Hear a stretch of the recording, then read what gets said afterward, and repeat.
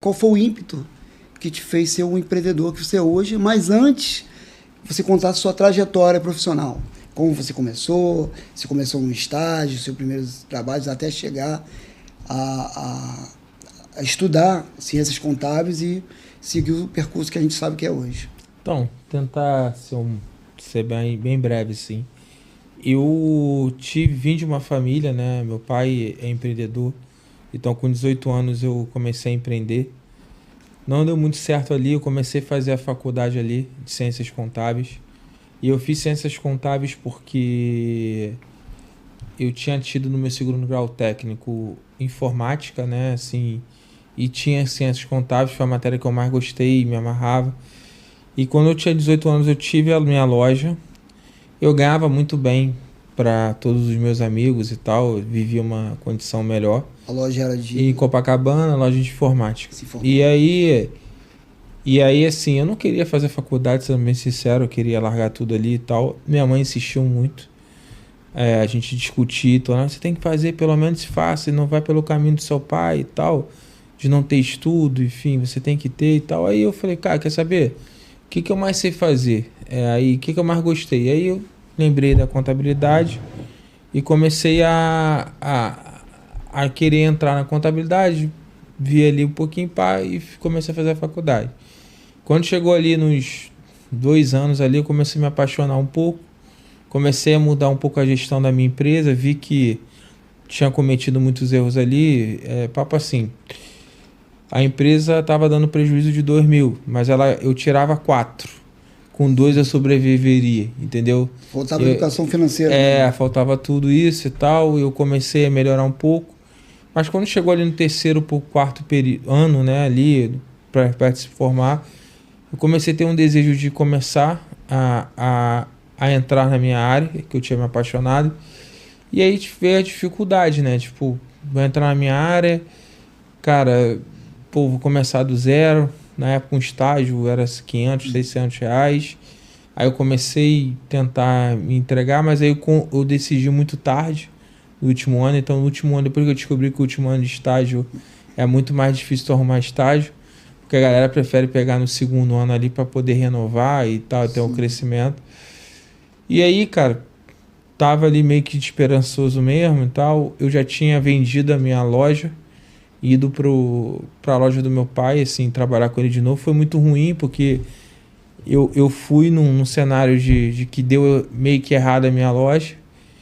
E aí, meu pai pegava no meu pé, não era muito legal, e eu vivia aquele inferno ali de negócio. E aí eu tive uma discussão muito áspera com ele, falei, então vou pra casa, não quero mais trabalhar com meu pai. E aí, o que eu fiz? Cheguei em casa e comecei a passar os e-mails reenviados. Comecei a reenviar os e-mails de currículo. E ali eu entrei no Rio Vagas e tal, começava a passar. Aí teve um que me chamou. A gente tá aqui e tal, fazer um teste de uma semana. E aí, com 3 dias, assim, eu fui lá, fiz o teste, com 3 dias eu já estava empregado, assim, que eu tinha ido muito bem. E aí, no primeiro mês eu já bati meta, recebi o dinheiro, no segundo a mesma coisa. Não, recebi não, então eu bati meta. Aí o meu chefe não queria, o dono do escritório, que eu comecei no escritório de contabilidade, não queria pagar, porque lá tinha uma produtividade, olha só que loucura. E o cara falou, não, vou pagar, porque até 3 meses... Não, falou assim, não, porque até 3 meses só recebe a partir do período de experiência. Aí o meu chefe, não vai ficar assim não. O meu chefe, que foi o Anderson, que foi meu primeiro exemplo, assim, ele subiu lá e falou assim, não, cara, como é que você não vai pagar a comissão para ele?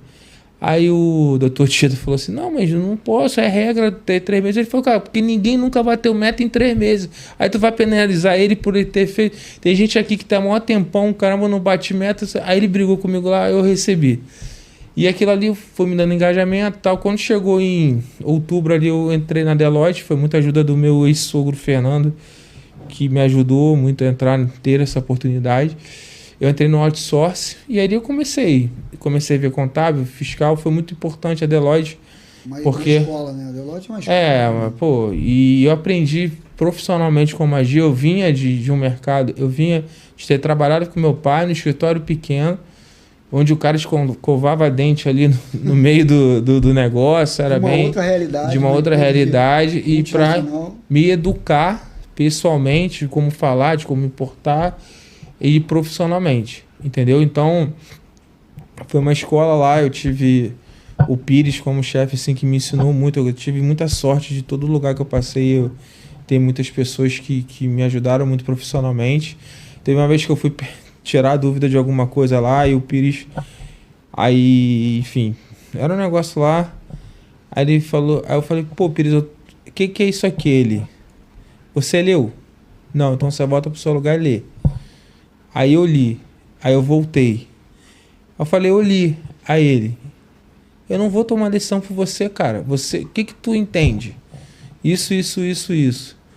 Aí eu falei, tá bom, você tá me perguntando se você pode fazer isso ou você quer dar alguma opinião? Aí eu falei, cara, tá, eu posso fazer isso? Pode. Aí ele falou, pô, você tem que vir estudar, saber o que você tá falando. Aí eu vou começar, cara, a colocar. Mas aí, assim, eu namorava na época com a minha primeira esposa. E aí tinha muita pressão de casar e tal, porque eu namorava desde 16 anos. E aí eu acabei casando muito prematuramente. E aí, enfim, ganhava pouco. E surgiu uma oportunidade de ganhar um pouco mais. Eu acabei trocando a Deloitte por um emprego um pouco maior. Um pouco mais, não, 70% a mais de salário. E no início ali era muito bom. Assim, e eu fiz MBA da FGV logo em seguida. Isso, assim, me abriu muitas portas, porque eu me destaquei no meio de alguém que estava ali. E eu tinha entrado na Deloitte fazendo MBA. Então, galgar outros cargos. Eu fiquei muito bem no mercado na época. Entendi. E aí, eu nem sabia porquê, mas enfim, foi muito isso. Aí o que acontece? Aí isso ocasionou, consegui um emprego. Depois foi um grande erro assim da minha vida, porque eu estava até bem na CR2 lá, né, assim, aprendendo. Uma outra vibe, eu comecei a trabalhar um pouco mais com fiscal, de incorporadora de empresa, porque eu adorava, eu comecei a gostar muito ali. Mas aí o meu chefe da Deloitte veio e falou, cara, eu preciso de você lá para um projeto e tal. Meio que igualou o meu salário que eu ganhava, tipo, era impossível. Na Deloitte era muito, assim, Caxias nas coisas e tal. Então, eu era assistente, eu fui para analista pleno em 6 meses depois, porque eu entrei e saí. Enfim. Proposta. Mas eu já tinha saído já 6 meses. Sim, mas aí depois ele trouxe e tal. E foi muito ruim, porque eu cheguei na CR2.